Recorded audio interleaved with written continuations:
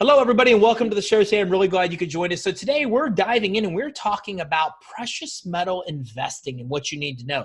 We're going to talk about how you can make a lot of money in the precious metals market. And with us today is the foremost expert on this topic, Ken Lewis. Now, Ken is a results-oriented professional with more than 25 years of leadership experience across a broad range of retail and technological organizations, many of which are in the Fortune 500.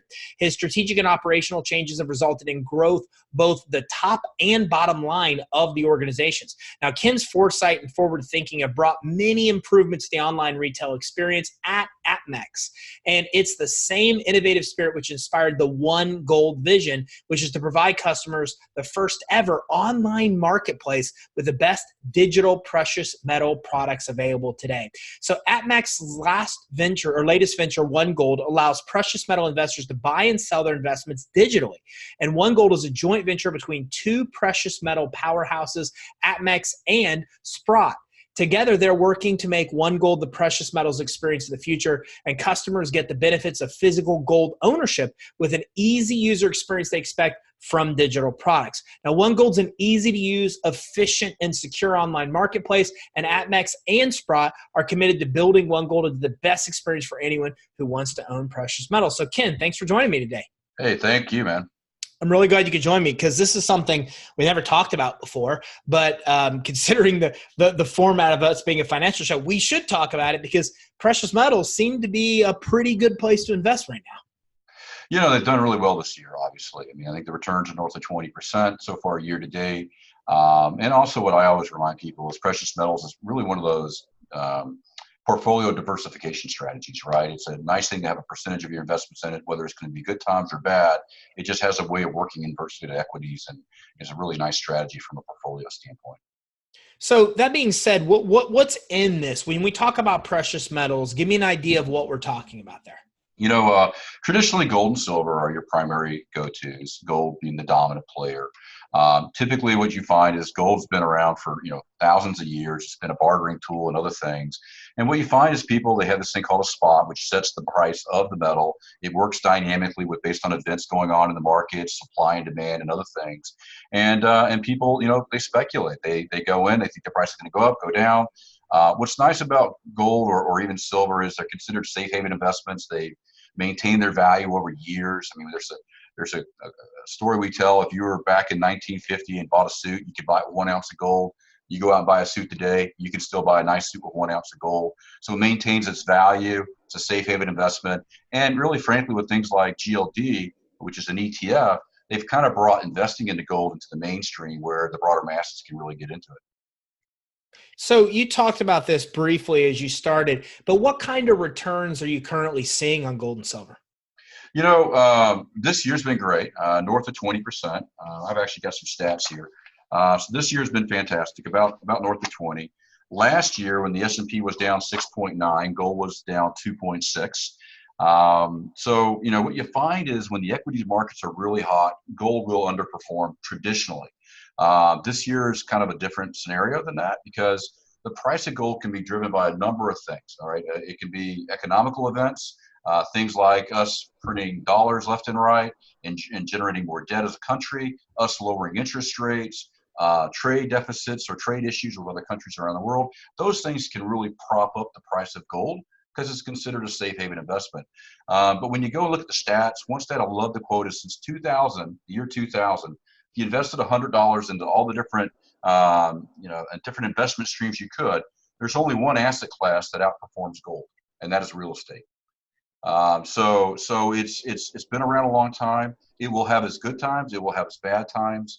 But from a stability standpoint and looking at a 19-year horizon, it's outperformed some of the best asset classes out there. Is that why you think people should really invest in it? Is it really come down to stability? I do. I really think, again, I always quote diversification strategy. I don't think you put all your eggs in one basket. I would not do that, and I'm in the gold business, okay? I think it's one of those things where you invest in it as a complement to other things. Would I hold U.S. dollars or would I hold gold? I'd hold gold all day long. Just talked about deflation and how the dollar's worth less over time. I think it's a smarter investment. I think one of the debates we often hear is, should we hold gold in our homes or should we invest online with gold? And I really think that depends on your situation. I personally believe having some of your assets offline in a safe where you can touch and feel it and know it's there for a rainy day is not a bad strategy. Would I put all of my savings and investments in that? Absolutely not. So I think it's a good portfolio strategy. It's going to have times where it doesn't perform as well, but more than likely when that happens, you're going to be so happy with your equities performance, you're not going to mind. And then vice versa. Back in 2008, the data doesn't lie. The equities markets got destroyed, and gold actually showed a gain. So it's just a nice complementary investment to other things. So if somebody's just getting started, where are they better to start, gold or silver? Man, I think people tend to go to gold primarily because it's a little more liquid. It's a little more publicly available. It's a little more traded, I should say. I said that the wrong way. And it's frankly what people tend to see as the mainstream commodity to invest in. Silver has a different angle to it. It's a little bit more industrial use. It's a lower price point. Its supply and demand mechanisms tend to be a little different. It's a little bit more readily available in the market than gold is. But what I would tell people is I almost treat them the same. Some like to quote the gold silver ratio and how they tend to trade at a multiple and they move in sequence with one another. And I think that's not a bad comment. Now, me as an investor, if I was sitting here to say which one has more upside, where do I think I can make more money over the long term? I do think gold or silver could maybe have a little bit better potential return on the long run. That's mainly because it traded about 3 times its level back in 2011, where gold traded about 30% higher than it is today. So it's all a guess, right? We don't know what metals are going to do in the future. But I will say the analysts are talking a lot about metal right now, and they have some pretty nice projections out there as to where they think metal's going to go in the future. So I do think it's something definitely to take note of. Ken, what are the things that people need to know before even thinking about investing in precious metals? I think a few things, right? You need to think about liquidity. You need to think about how you're going to get in and get out.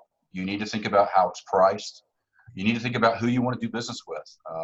Do you want to own paper? Do you want to own digital? Do you want to own physical? Look, I would be the first to say I joined this industry about 8 years ago, and it's complicated. And I think, frankly, it's too complicated sometimes. And that's why we launched this digital product, because we meant to try to maybe uncomplicate it for the person that maybe is more comfortable buying an ETF but wants the comfort of knowing there's real metal there. My main thing is really just do your research and then really decide who you want to do business with. I'm trying not to do a big pitch here, but APMEX has been in business 19 years. We've done over $10 billion in revenue. We do about $1 billion a year revenue today. We're the biggest, we're the best out there in the market, many would argue. You want to do business with companies like that you can trust. We all know cryptos and some other things are popping up. There's even now crypto coins that say they're backed by gold. But who you're doing business with is something that I would be concerned about. You want to make sure it's going to be there in the long term. You want to make sure that your money is not going to disappear. And going with proven players like APMEX and Sprott is a lot of times a safer approach than some other things that might be out in the market. So how does somebody go about investing into this? Let's say somebody's watching, they're like, yeah, that sounds really good. I don't have any asset or any investment in gold. I want to invest in gold. What's that process look like? So, I think you have to decide, do you want to own physical, digital, or paper? A lot of people, what I find is it depends on their age. It depends on where they're at in their stage of wealth preservation. I find that some people like to have physical. We're the dominant physical seller. We love to take care of you there. What I find is people who buy physical, they tend to buy physical for investment reasons. They buy coins or bars, and they try to look at premiums and spreads and make sure it's a very economical decision. The reality is physical is going to cost you a little bit more money than digital or paper. But you have it under lock and key. You can put it in your safe. It's there for the rainy day, like I mentioned earlier. So if you're very conservative and you want to be very risk averse, definitely go the physical route. You don't trust the systems. You're a little nervous about the banking system, where the government's going and other things. Physical seems to work really, really well in that space.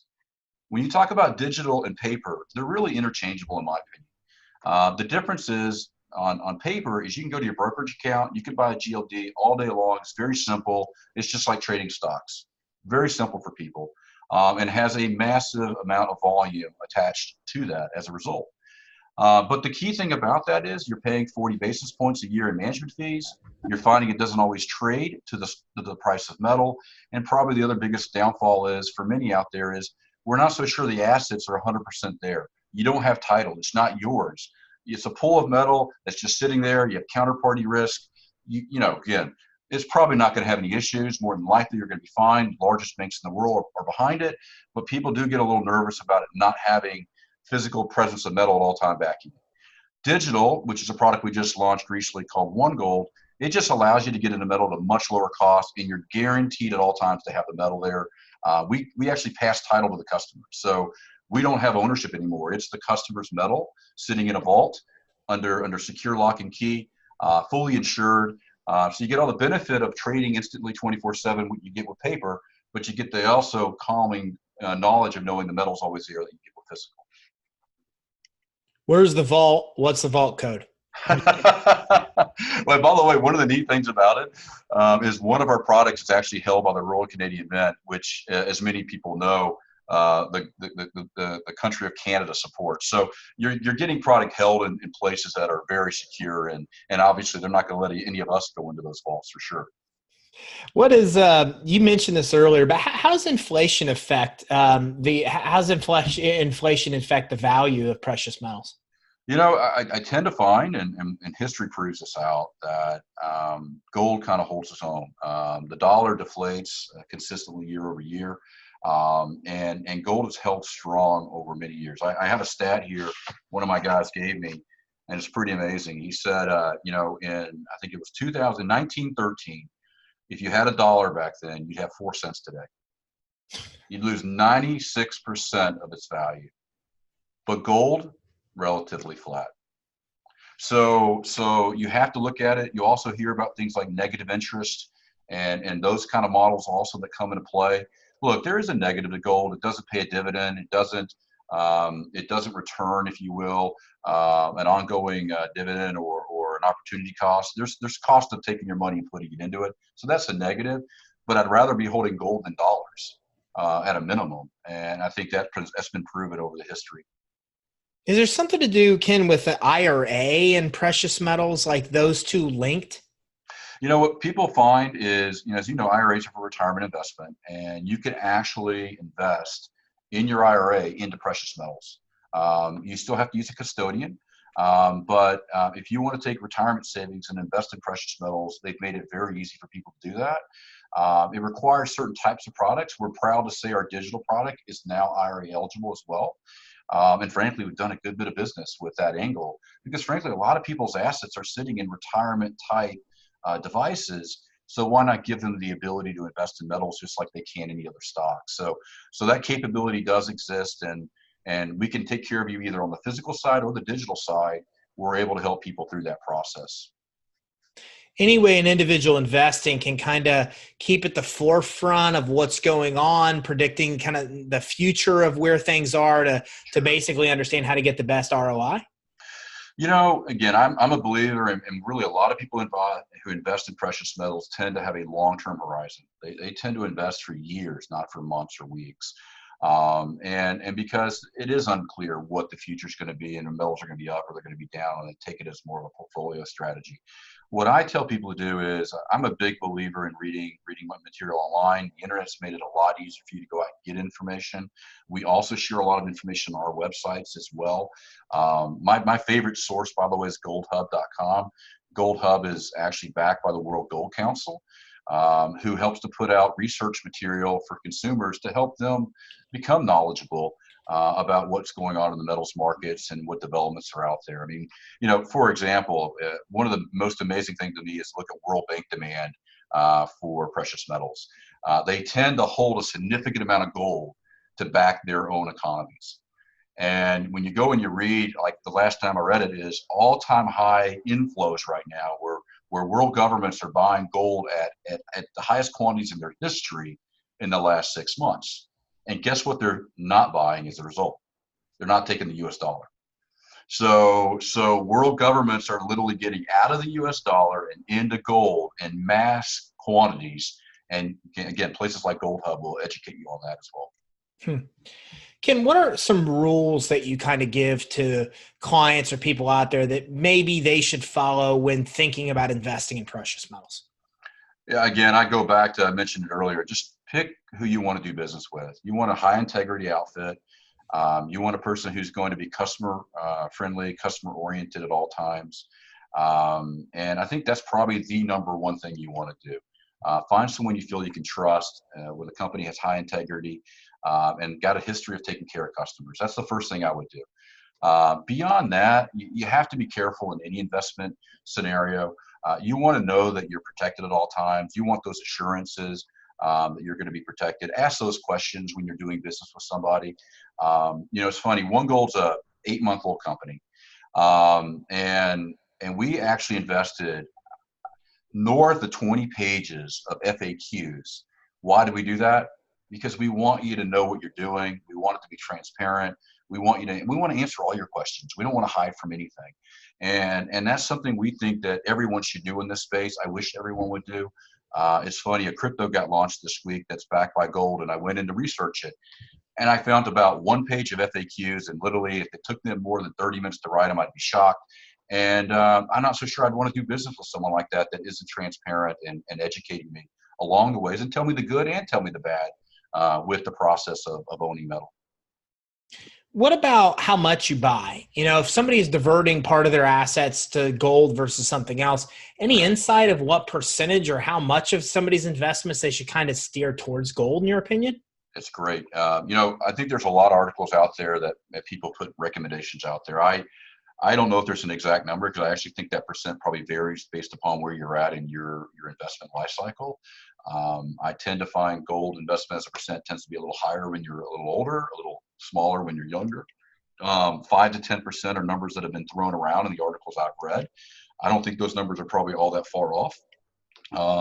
Some will tell you, though, I want 50% of my investments in gold. Hey, have at it, whatever's good for you. But I think 5 to 10% in a portfolio strategy that has the right levels of risk, spread across those different investments makes a lot of sense.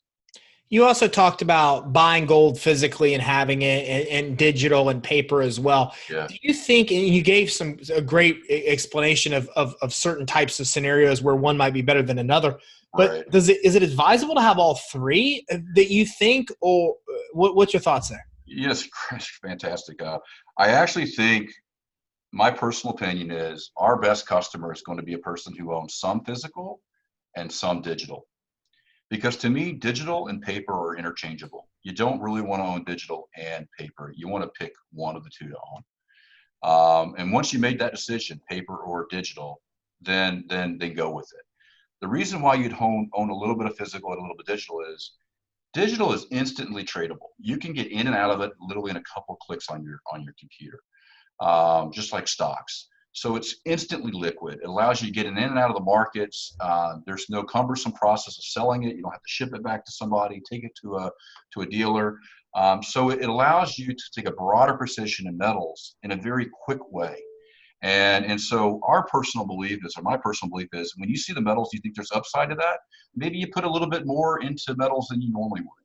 When you think that maybe there's not the performance there, you take a little bit out. You may always maintain a position, but you use digital and paper as a way to kind of move up and down very seamlessly with the process. And I also would highlight, when you're looking at how you want to invest digital or paper, some of it also comes down to how easy it is. Right, we built an interface where you can link your bank account, and literally, once you link the account, you move money freely between OneGold and your bank account on a moment's notice. It's real time. And we're actually about to announce it. We've actually taken our ACH limit to $100,000 per transaction. So you're not going to really have any issues of I have to go and bank wire money in or do credit cards or whatever. You just move the money seamlessly, just like you would a brokerage account, removing one of those barriers that sometimes people had concerns with. If people are getting the physical gold, any insight? Are they keeping it at a bank? Are they keeping it in their own personal safe? Like, what's your thoughts there? It's really a risk tolerance. You'd be amazed how many people don't mind it in a safe sitting in their home. And obviously, you're starting to look at things like fireproof ratings and security of the safe if you're going to go that route. But you can also store it with companies. We actually have a position with Brinks, where you can actually store metal at Brinks, and we charge you an annual fee to do that. But you'd be amazed, the majority of our customers store it at home. the vast majority of our customers store it at home, and they take their precautions to make sure that's safe, and I'm sure they get their own insurance to protect themselves as well. And I believe a lot of people do that just because they love having an asset that is kind of off the grid, if you will. It's theirs. No one needs to know they have it. It's a way to pass on inheritance more seamlessly without going through a lot of the complexities that come with that. And it just gives them that comfort zone. So yeah, they typically store their home anywhere they can find to keep it secure and take the necessary precautions when they do that. Ken, OneGold, what's life like without it? What's life like with it? That's a great question. I'll tell you, it's a 7-month, 8-month-old program. We're already running about $100 million annualized rate in terms of volume. Okay, so customers are telling us they like it. The biggest thing about it is if I want to buy a silver eagle or a gold eagle, I'm going to pay a dollar amount that's probably 20 times higher than you're going to have to pay on a digital platform, because I'm holding a pooled metal form where I pass title. I'm not actually going out and buying a gold eagle and putting it in storage for you. So I think what it's really done is, and by the way, our customers, we don't see a migration. You don't go, I'm all in physical and now I'm all in digital. It doesn't happen. You always tend to keep a digital or a physical footprint, and then you're using digital to complement your investment, like I mentioned earlier. Very rarely does someone just jump completely into one and out of another. So we just hope it gives people options. Our goal is to grow demand for precious metals as a whole. And if I can give you another mechanism to make you want to invest in metal, then I've accomplished my goal. I do think it's a great product. One of the things I haven't talked about at all with that digital product is some people go, gosh, I'd love to be able to redeem it on a moment's notice. No problem. You go on, you got products to pick from, you add it to your cart, you pay with digital metal, and it ships to your home same day. So there's concepts like that give people comfort that I can always go to digital or go to physical if I want to. And we knew that was important. There are products in the market that do it, but they make it really hard for you. They don't want you to pull your metal out. So they go through a whole bunch of gyrations. We make it seamless. It's right on the side, couple clicks, you're done and taken care of. So, again, it's just another product to offer a way to get people into metal that I believe is, relatively easy and straightforward, very intuitive to use. 4.8 rating out of 5 already for a product that's digital. That's unheard of. So customers are telling us they enjoy the experience.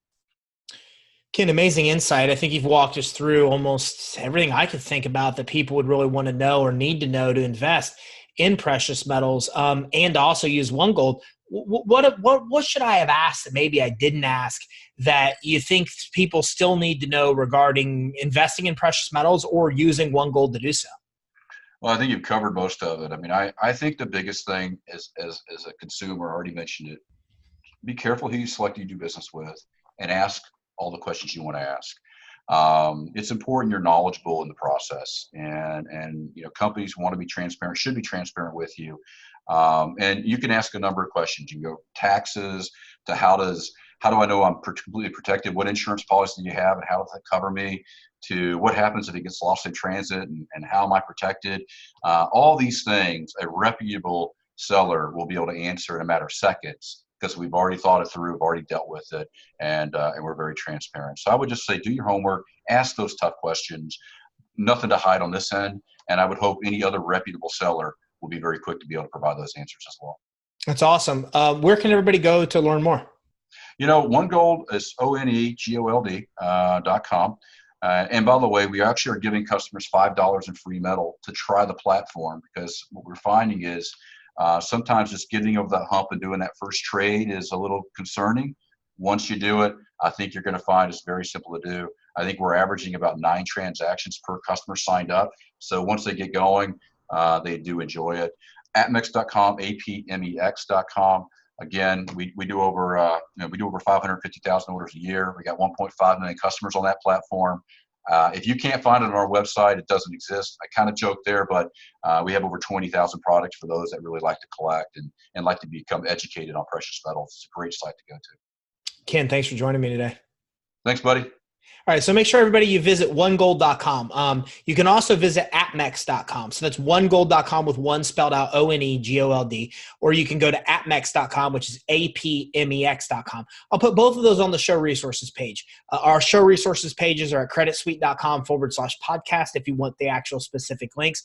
But again, you can go to OneGold.com. As Ken just said, you get $5 worth of gold just for checking it out. So you might as well jump in there, check that out, because there's a lot of great information information on their site, a lot of education about precious metals, about investing in gold, about investing in silver, and you're going to see how seamless this process really is. As Ken said, look, 5%, 10% or more of your overall investments really should be in gold. To be honest with you, but a lot of people on here, and I don't think I've seen anybody in here that invests in the markets that disagrees with that as well. So having a portion of your investments in gold makes a ton of sense, and why not do it as seamless, easy as it possibly can be done? And that is exactly what you're able to do with OneGold. So make sure you check out OneGold.com and APMEX.com to learn more about investing in precious metals. Thanks, everybody. Have a great day.